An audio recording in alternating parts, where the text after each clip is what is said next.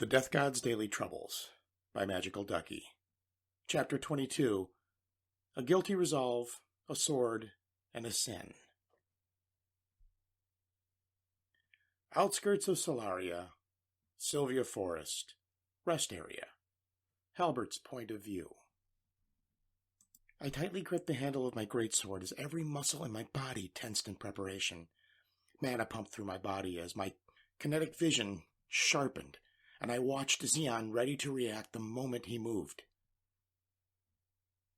I apologize, hero, but I'm not particularly fond of fighting directly, and I'm not too confident in my body's strengthening magic either, so I hope you don't mind if I borrow yours for now. Xian chuckled, and his left eye shone brightly again as he stared at me before slamming the tip of his staff down again, this time cracking the ground beneath it. Not too bad. Borrow? Wait, magic? It was the same with illusion magic on my sword earlier. I yelled out to everyone else as it finally clicked into place. It was his left eye. It was something copying our magic. Careful. He can steal our magic with his left eye. Oh, looks like my little secret's out. I guess I said too much again. It really is a bad habit of mine. But it's fine. After, I'll be silencing you all right away now. Xian pointed the tip of his staff at us, and the undead knight immediately started to charge towards us. It stomped down against the ground with a hoarse growl, dashing forward as I screamed at everyone, "Get ready!" The undead knight was fast, but I've seen someone faster before. Compared to Captain Arya, the undead knight was slow.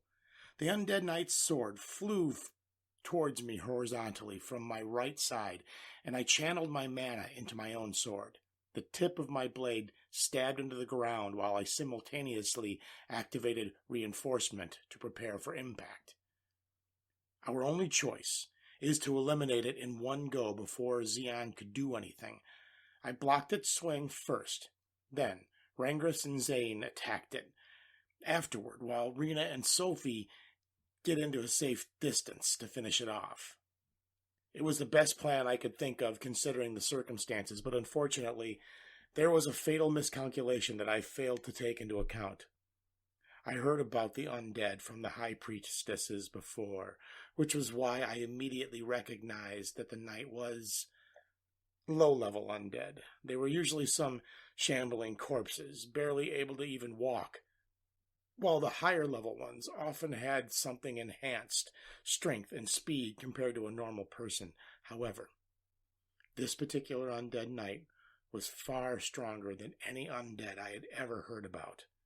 Its sword clashed with mine, and an insanely strong impact hammered my arms. I was blown away a few feet to my left before the undead knight moved its sword again with a dexterity beyond what should be capable for even a high-level undead. It easily parried both attacks from Rangus's glowing spear and Zane's empowered staff before knocking them away as well. Luckily, Rena and Sophie managed to make some distance while the undead knight blocked the attacks, but after knocking Rangus and Zane away, it turned towards Rena and Sophie. I gripped my teeth and started to dash towards the undead knight again. But the moment I took a step, I heard Xian's voice ring out. "Where do you think you're going, hero?"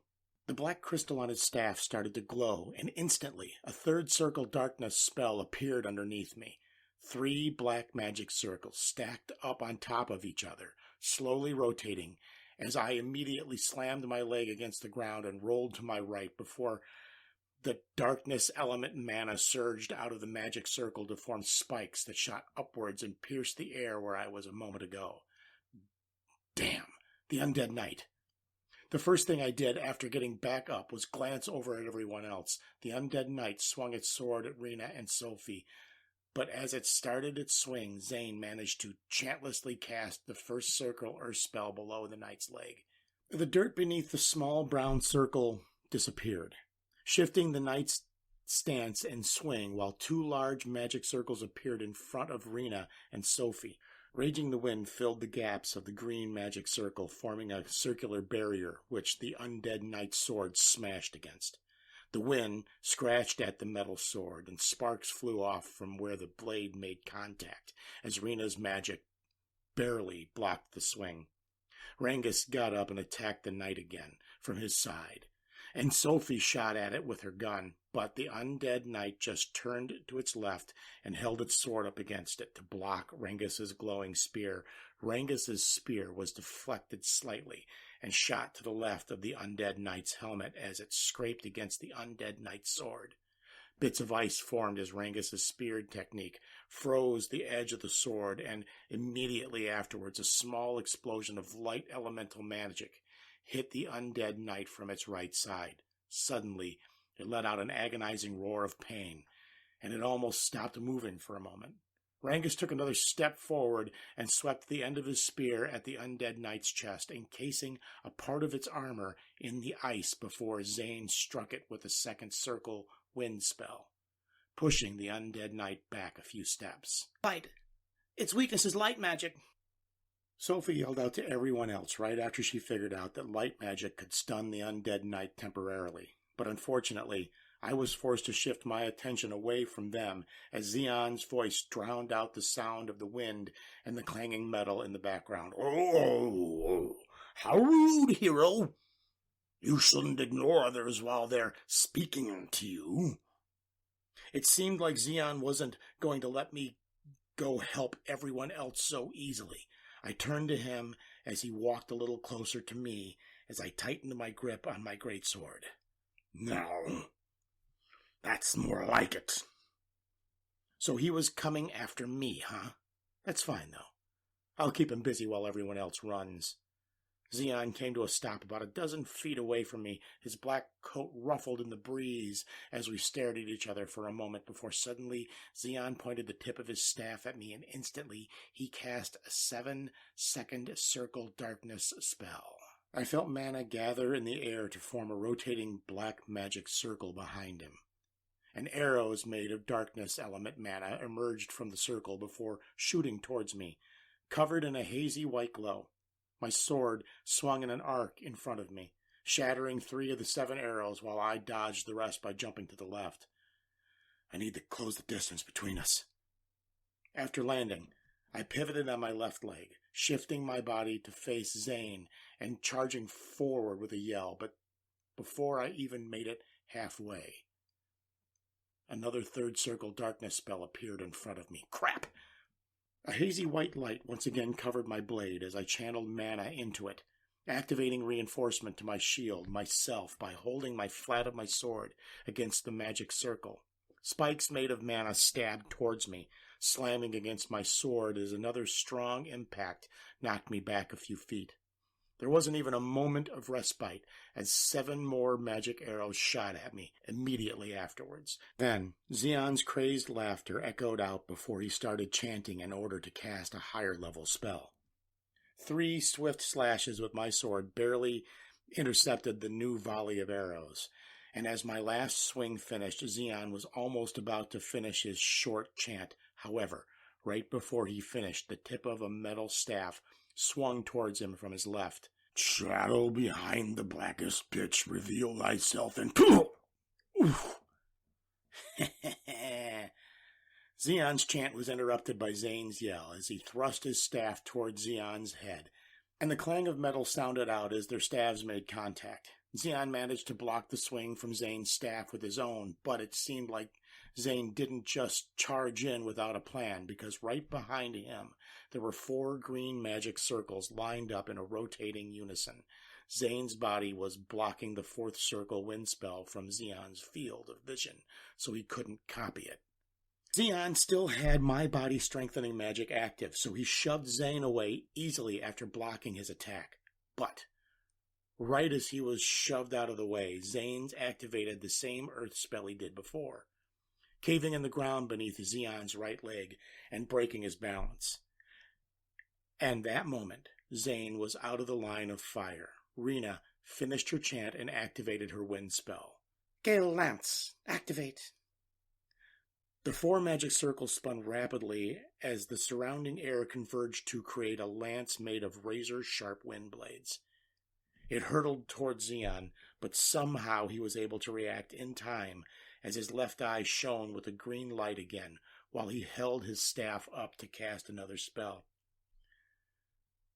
3 third circle darkness spells lined up in front of him, and mana burst forward from the magic circles, forming 3 barriers as a lance of wind shredded through the first 2 beyond just barely being stopped by the third one. Zane and Rena's plan didn't work, but thanks to them, I had an opening. Blue bolts of lightning coursed through my blade as I channeled lightning element mana into my sword and dashed past Zane, finally closing the distance between me and Xeon before I swung my sword at him with every last bit of strength that was in my arms. Xeon twisted his head to look at me, and he held up his staff as I swung straight down at him from above. Darkness element mana gathered in the air again, forming another 2 barriers to block my sword technique. The 2 barriers were shattered by the explosion of blue lightning, but it stopped my sword for a moment, long enough for Xeon to leap back a bit. My swing ended up hitting nothing but the air, and the moment that the barrier shattered, I realized that I had just fell for the same trick Zane just used on Xeon. Since the barriers were made out of black mana, I couldn't see the third circle spell behind it that Xeon had chantlessly cast. I leaned backwards immediately and sent a kick at Xeon's stomach before pulling my sword up to block just as the spell activated. More spikes shot out of the magic circle and scraped against my sword and armor, but I managed to get out relatively unscathed, whereas Xeon was blown back a good distance by my kick. What? Why did he get kicked back so far? If he has the same body-strengthening magic as me, wait! He copied Rena's spell, and now he's suddenly weaker. Did he lose my body-strengthening magic? Can his eye only steal 1 spell at a time? I lowered my sword after blocking Xeon's spell, but what met my eye was a 4th circle wind spell. It was the same spell that Rena had just used, only this time it was aimed at me. I pumped mana into my legs and kicked against the ground, shoving my body to the left. I managed to barely dodge the spell. Even though I dodged it, Zane didn't. The lance of wind smashed into the ground next to where Zane was and blew him away. Zane! Zane's body bounced back along the ground as Xeon started to chant again. Come forth, cursed hand of the fallen, shadow grip! Instantly, a few dozen small magic circles surrounded me. They were all arranged to form a 5th circle spell, and clawed hands with a wispy look to them shot out from the circle, grabbing my limbs, throat, torso to hold on and hold me in place. The hands even drained my mana slowly as they held on to me. I glanced around me, and Zane was being held against the ground by a few hands, too, as Xeon walked up to me. Well, I must admit, hero, you and your friends gave me a little trouble, but I do believe that our fight now is finished. I've had enough fun, and you have lost. Darkness as... Xeon held open his hands out towards me and started to chant again as the spectral claws held me down in place. But before he even got 2 words out of his mouth, a yellow ball hit him in the left side of his body, followed instantly by an explosion of element mana. Insolent pests! Xeon roared out in anger after Sophie shot him as he pointed his staff at the rest of the class fighting the undead knight. A 4th circle darkness spell appeared on the ground in between the undead knight and the rest of the class. Rangus jumped backward, while Rena created another barrier of wind to protect her and Sophie before an explosion of darkness element mana razored the ground. Shards of rock from the shattered earth shot out from the center of the explosion as everyone was blown away in a separate direction. Rangus was mostly fine thanks to his quick reaction and body-strengthening magic, while a good portion of the explosion was blocked by Rena's barrier. Despite the barrier absorbing the brunt of the explosion, though, Sophie was still nicked in the leg by one of the rocks. However, Sophie's injury was probably the least of their worries.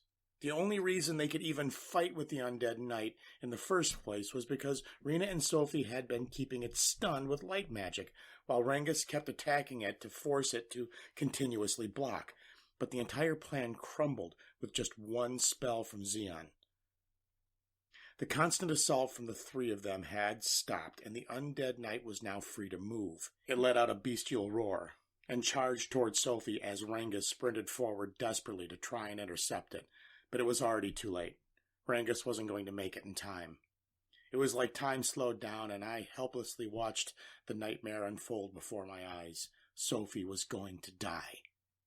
She was going to die, and it would be because of me. She had nothing to do with Xeon. She's not a hero. She doesn't even know about any of this demon lord stuff. She was just dragged into all of this because of me. It's my fault. Stop. Stop. Stop! I screamed desperately in my head for the undead knight to stop over and over again, but it was useless. All I could do was watch the undead knight slowly get closer until finally it reached Sophie and swung its blade diagonally downward towards her as she sat on the floor with a scared look in her eyes. Then I saw another figure appear. It was fast, unbelievably fast. I didn't even see him clearly until he suddenly appeared in front of Sophie. A long red coat covered his body, while the hair tied into a ponytail fluttered in the wind as he finally stopped in place before holding up his left arm. The undead knight's sword made contact with the sleeve of his coat, and a screech of grinding metal echoed out as sparks flew off the point of contact. The ground beneath him fractured from the force of the impact. But despite all this, he didn't move. Not even one single step. The undead knight's swing, the same swing that blew me away easily, was blocked by Professor Kyle. Outskirts of Solaria, Sylvia Forest, rest area. Kyle's point of view. A strange feeling rose up inside of me as I stood there blocking the blade that would have killed Sophie had I been late even a single moment. It was a regret. It was sadness. It was relief. In the depth of my heart there was even a little sick sense of excitement. But after a moment, it was all drowned out by anger. I glanced around me. To my right, Rengus was in the middle of sprinting forward, covered in dirt and scrapes, while Rena reached out in desperation towards Sophie. To my left, Halbert and Zane were being held down by several hands from some sort of magic. And although I didn't turn around to look, I knew that sitting on the ground behind me was Sophie. She had fear in her eyes, and amongst that small scratches and cuts there was a large bleeding wound on her leg. In front of me stood an enemy dressed in a suit of armor. I could see the soul fire in the hollow of its eyes and its helmet. It wasn't undead, just a mere soulless puppet, commanded by who, I assume, was the black-robed man standing in front of Halbert a few dozen feet to my left. And it was this necromancer and his undead that had attacked my precious students. It was because of these two that Sophie had a bleeding cut across her leg, that Zane was pinned to the floor, that Halbert was being held down, that Rengus was injured, and that Rena had a hopeless look in her eyes. A furious glint appeared in my eyes before I shifted my hand forward. The sudden motion knocked the sword away, and I grabbed the undead's right arm, pulling it to my left side while swinging and stepping forward. It started to fall forward. My cold voice rang out as my right hand formed a fist. Impact. Full power cast. Touch trigger. Activation. My legs rotated to turn to the left. The force from my instant shift traveled through my torso, up my arm, before my fist smashed into the undead's chest, right where its center of gravity was. The force that had built itself up, starting from the initial rotation of my legs, exploded as it made contact with the undead, and its metal armor was crushed by my punch before the glove on my hand shone with a white glow.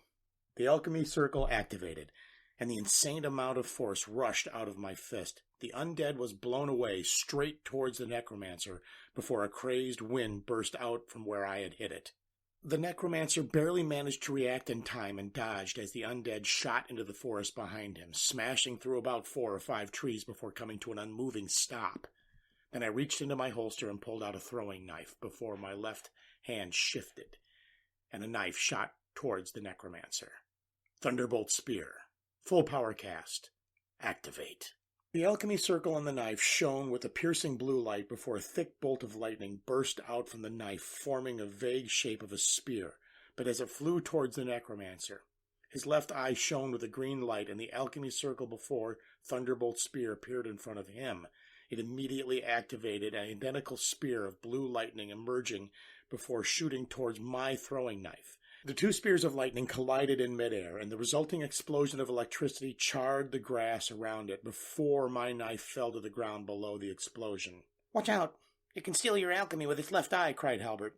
Halbert's distressed voice rang out as I stood there for a moment while the necromancer watched me with an alert look on his face. He can steal my alchemy, which means my best option is... My right hand reached behind me and grasped the handle of my longsword.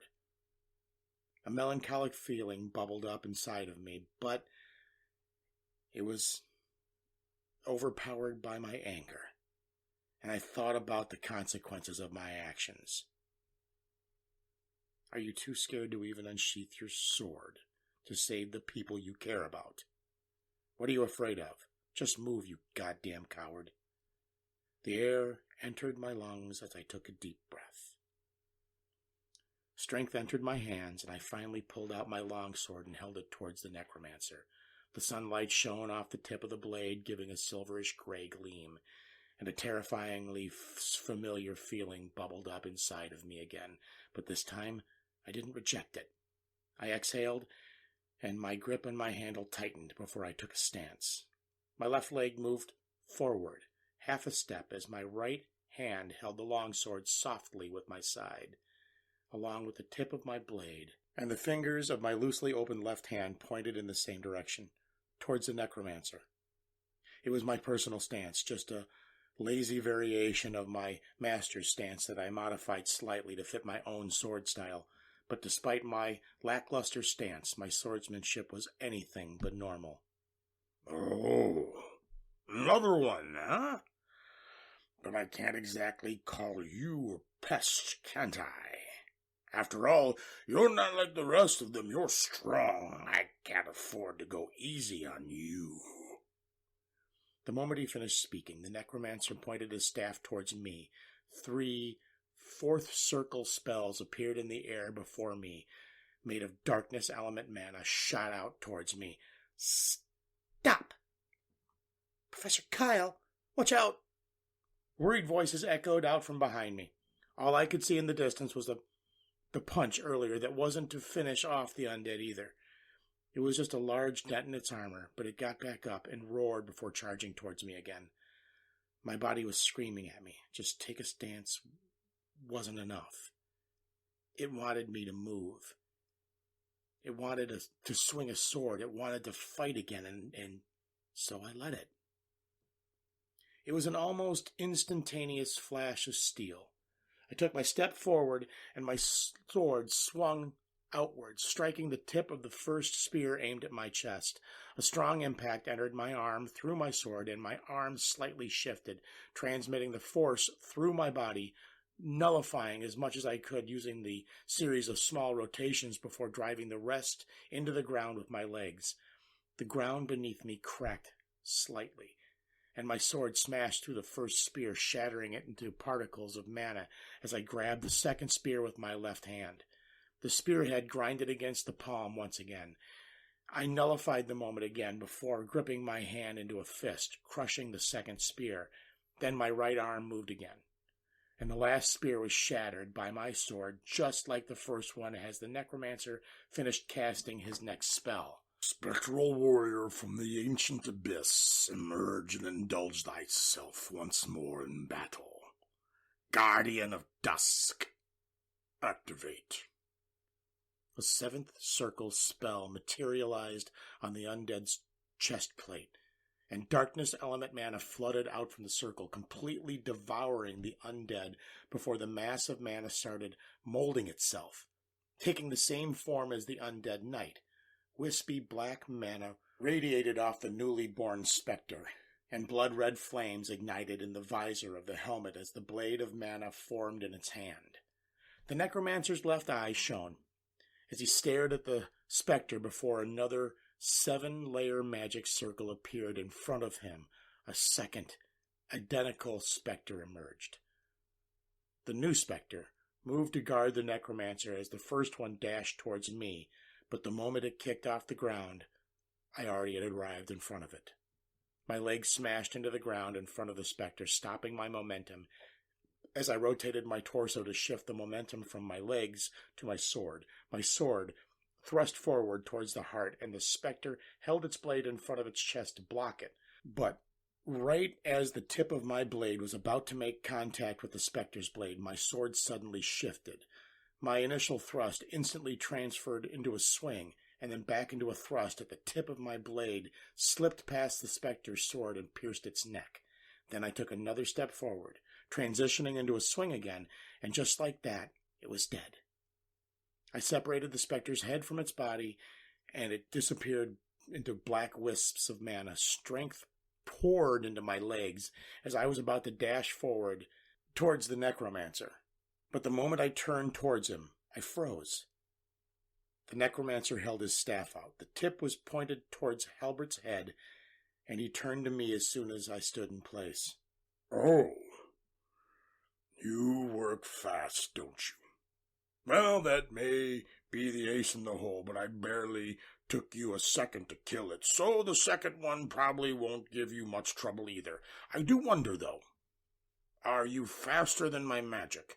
Unfortunately, I'm running a little low on mana, so there's no doubt in my mind that I would lose if I fought you now, but I assure you, I have more than enough for 1 or 2 more spells." The necromancer let out a chuckle before turning to Halbert again. His left eye lit up. This whole meeting really was a mess, but it's over now, isn't it? Well, aren't you lucky, hero? You've escaped death this time, but remember this, as long as you hold that sword, I, Xeon, will find you all again. Next time it will be different. Your deaths are no longer just a favor to be repaid to Her Highness. It is now also His Majesty's will that you all die. And his faithful servant is my duty to execute his command, no matter the cost. In due time, His Majesty, the true God of death, shall descend down in this world in the eternal calamity once more. So rejoice! It was the greatest honor for lowly beings such as yourselves to contribute to His Majesty's divine reawakening. Xeon's wicked laughter echoed through the clearing as I lowered my head to stare at the ground in front of me. Oh. So that's why he was attacking me. I understand now. He said it himself, didn't he? He's nothing more than a faithful servant of the true God of death. He's a deluded lunatic who was drawn to my legacy. He almost killed the class as part of the vain attempt to revive me, and he would, no doubt, hunt them down again if it meant that he would be a little closer to his goal. Everyone was attacked because of me. Everyone was injured because of me. Everyone almost died because of me. It's my fault. It's my fault. Everything is because of me. It was because I left them alone. It was because I decided to even come out here in the first place just to make some pocket change. They should have been safe and sound in a classroom. They should have been going through another peaceful day. Their wounds, their pain, their fear, it's all my fault. Again and again, 1,000 years ago, and even now, it's always because of me. Atonement. What a joke.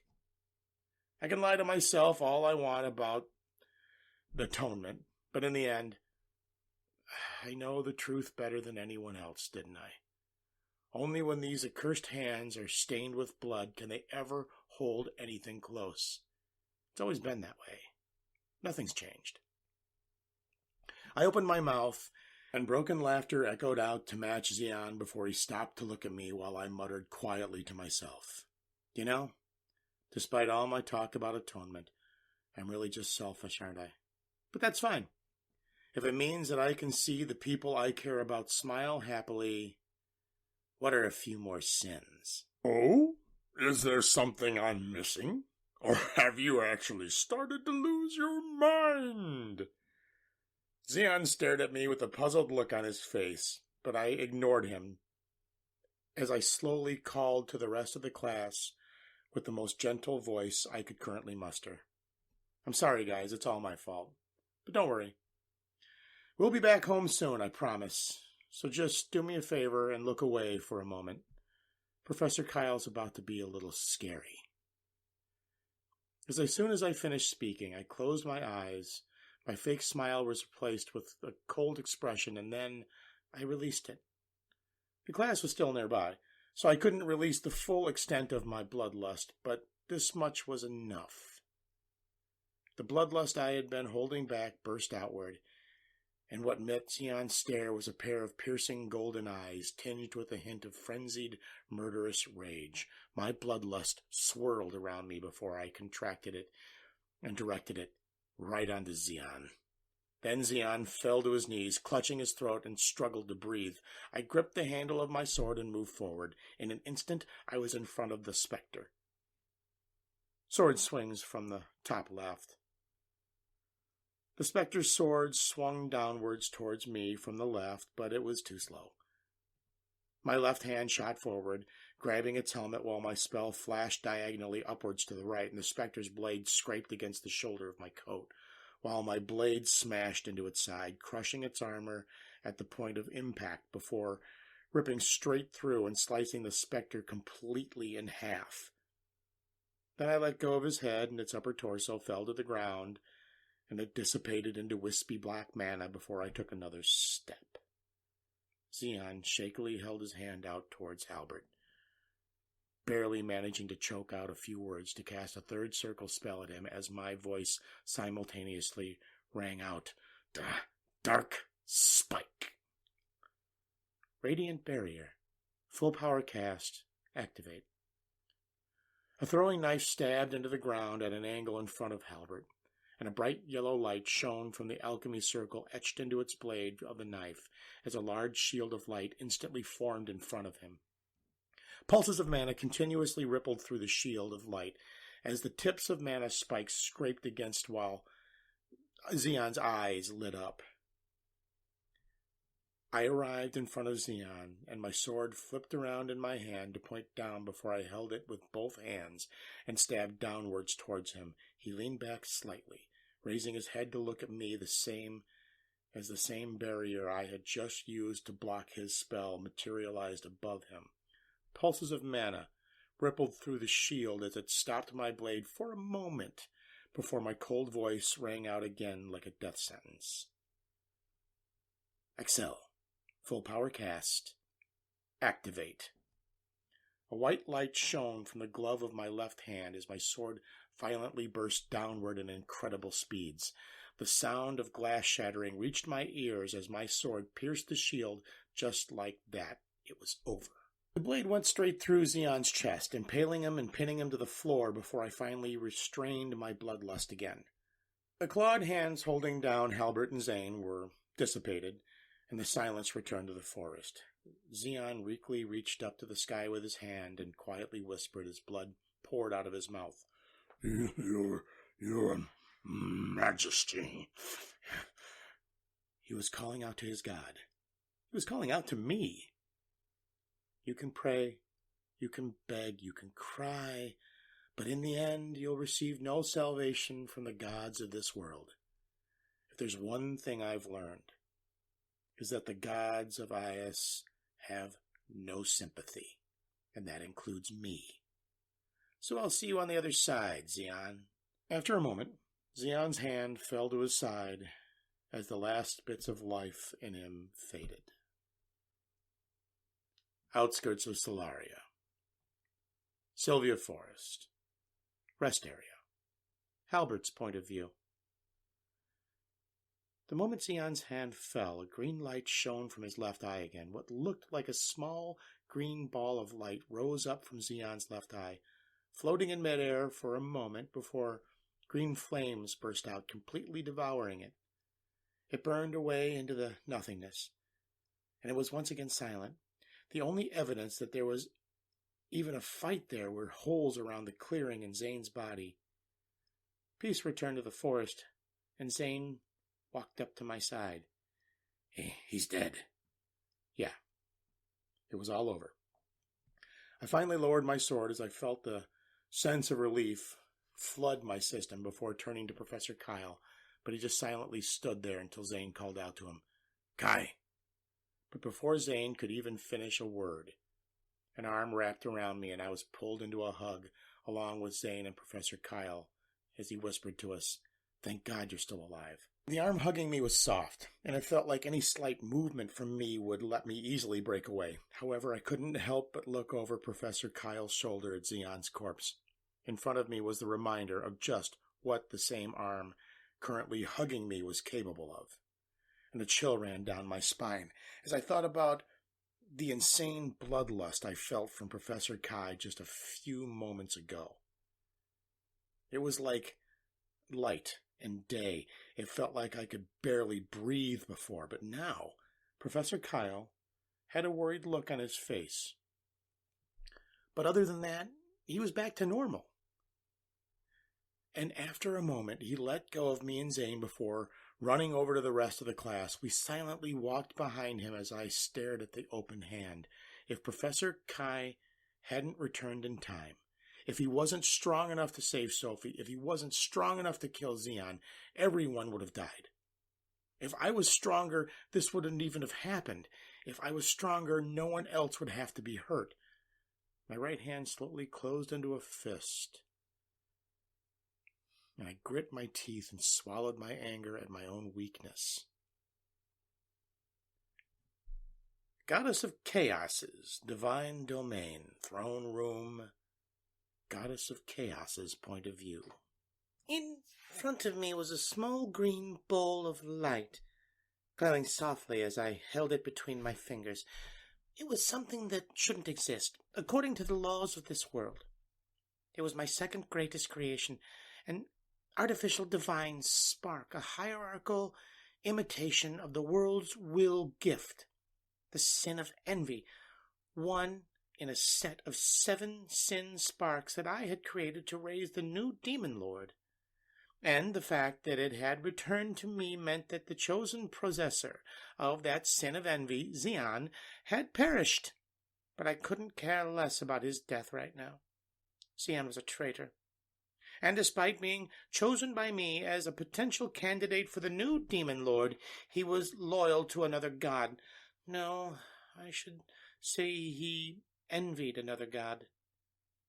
His deluded obsession was to the point that he insisted on competing with another sins for the title of demon lord. He sought out another god's divine relic in a pitiful endeavor to steal the god's identity. He revered that god so much that he himself wanted to become that god. And that was exactly what made him the perfect sin of envy, despite his lack of loyalty to me. But it's fine. With his death, Xion's sin spark had returned to me, its creator, along with something else. I held the sin spark in my hand, and the natural laws of chaos enveloped it before a mirror materializing in front of me. Illusions played out in the mirror, recounting Xion's last moments. And in those illusions there was a certain man. His long hair was pure white and tied into a ponytail, and he was dressed in a red coat while holding a long sword in his right hand.